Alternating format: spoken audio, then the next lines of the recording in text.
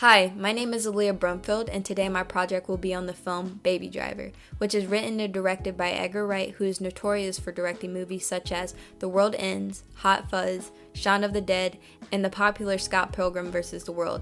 We're fighting over Ramona? Didn't you get my email explaining the situation? I skimmed it. Baby Driver is about a getaway driver named Baby who finds himself in a world of crime so that he can repay a debt he owes to Kevin Spacey's character Doc. Baby then soon meets a waitress named Deborah, and they both try to get away from it all, but Baby finds it quite difficult as he realizes he's trapped in this life of crime. When taking a look in front of the camera, we're introduced to some pretty interesting characters, but one thing that sticks out most is the color coding of each character and how the color of their outfits closely relate to their personalities and personal development. Taking a look at Baby, you can tell he doesn't really fit in based on how he's dressed. Baby wears very dull and casual clothing, while everyone else in the group wears very bold and vibrant colors. Baby wears black and white to represent the contrast and struggle of two worlds. The world he's forced to live in versus the world he wants to live. The world where he can be happy and fall in love. And as you progress throughout the movie, you see Baby's white shirt slowly turn dark gray, symbolizing how he gets pulled deeper into the crime world. So, what can I get you this fine morning? Deborah wears black and white in the diner to show the similarities she shares with Baby when it comes to wanting a new life. However, when you're outside the diner, you see her wear more bright colors, mostly yellow, just like Baby's mother, symbolizing the happiness she brings into Baby's life. Bat, the most violent character in the movie, is seen wearing red, signifying his madness and drive for blood. I just love smoking pigs. And color coding is not only seen in just the outfits of the characters. We can see it when Baby talks about his iPods. I got different iPods for different days and moods. Oh, and you're in a pink and glittery mood. I am now.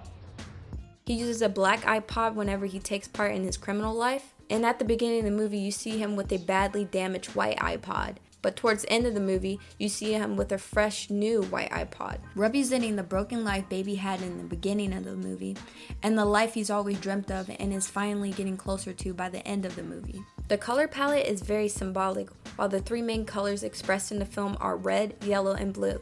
Throughout the movie, the color yellow is seen a lot. We see it on Baby's mother's tape, Deborah's dress, the bands wrapped around money, and the two silent lines on the middle of the road, all representing the hope and joy Baby longs for. The colors red and blue are mostly noticeable whenever Baby is taking part in his bad dealings. We also can see this when looking at Baby making his escapes, the red getaway car, the red driving gloves given to Baby, the blue toy car, and the red elevator buttons that lead to Doc's hideout, all symbolizing the life Baby wants to run away from. When it comes to Chekhov's gun, Edgar Wright does an amazing job at using subtle elements in this movie to add meaning to the story. For instance, during the footage of the bullfight on TV, you hear the reporter say, Gaston is running out of time. He's had his tries from horseback. Now he must try to end this on foot. foreshadowing Baby's final fight with Buddy later on in the movie, where conveniently enough, Buddy is also driving a Dodge Charger. Another example where this method is used is clearly noticeable when the gang are all in the diner, and Darlene says, "You don't want to see my buddy mad. You haven't seen how relentless he is. Because when he sees red, you will see nothing but black." And we see this later on when the hard lighting style is used on Buddy during the finale as he tries to kill Baby.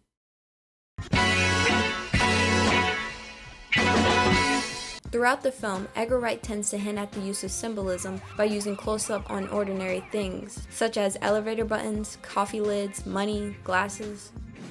Tracking shots are used a lot in this movie, and probably some of my favorite scenes to watch, because it's obvious that we're seeing the movie through Baby's eyes. Whatever he sees, we see. Whatever he misses, we miss. And the walk Baby takes to the coffee shop does a great job at showing this. The sequence is done in one whole 2 minutes and 44-second long uncut tracking shot. This type of long uncut shot creates a connection with the character, making the audience feel what Baby feels, almost as if we're Baby, singing, vibing, and just overall having a good time. Edited by Jonathan Amos and Paul Meshlis. I hope I pronounced that right. This film has some of the fastest cuts and unique editing techniques. Edgar Wright tends to do close-up and quick cut during action scenes, and this technique can be seen in many of his previous movies. Come on!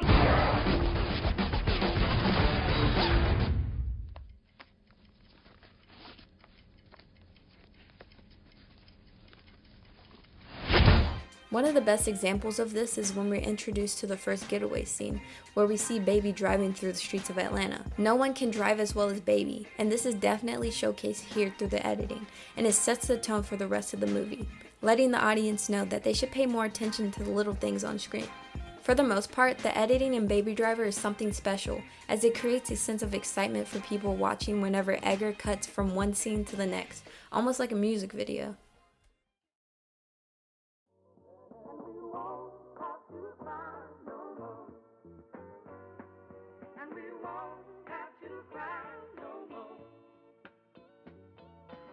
One of my favorite things about this film is that it stands out and it's not like any other action film you've seen.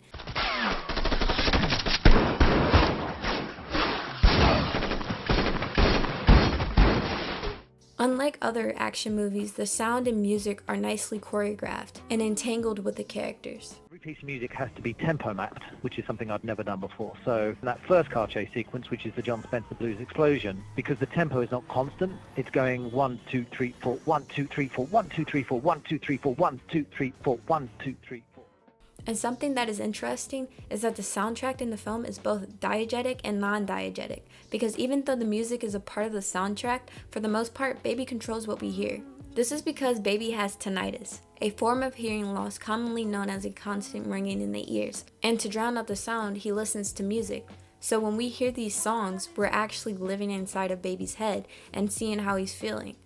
Just the premise of taking the robbers out of the equation in the beginning of the movie and focusing on the world of Baby perfectly establishes what music means emotionally to the identity of Baby.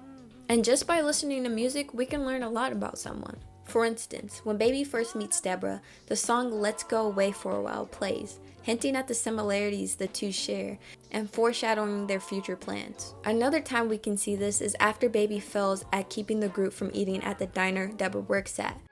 When something is wrong with my baby. The lyric "Something is wrong with my baby" playing in the background shows how Baby is uncomfortable with his environment and how he fears for the safety of the girl he likes. And we can also see this when the group are all together in their car on their way to a gun deal.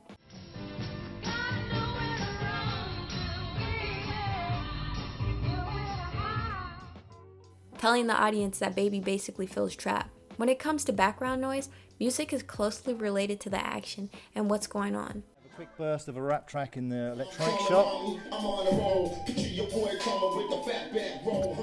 And that's pretty much all it is, but again, you play it with here we go.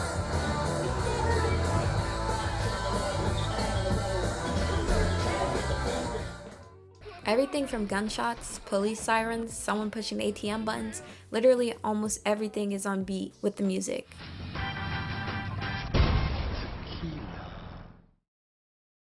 So yeah, to sum this all up, Baby Driver is a great film and it's fun to watch. The amazing soundtrack, actors, edits, and attention to detail really makes for a great story.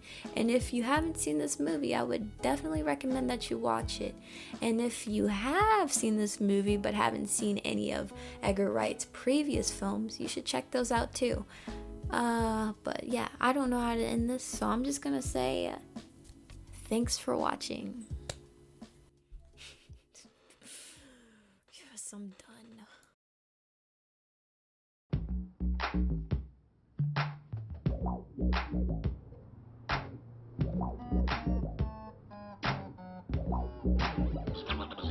Was he slow? No. Was he slow? Devil behind the wheel. Was he slow? No. Good kid. Devil behind the wheel. Was he slow?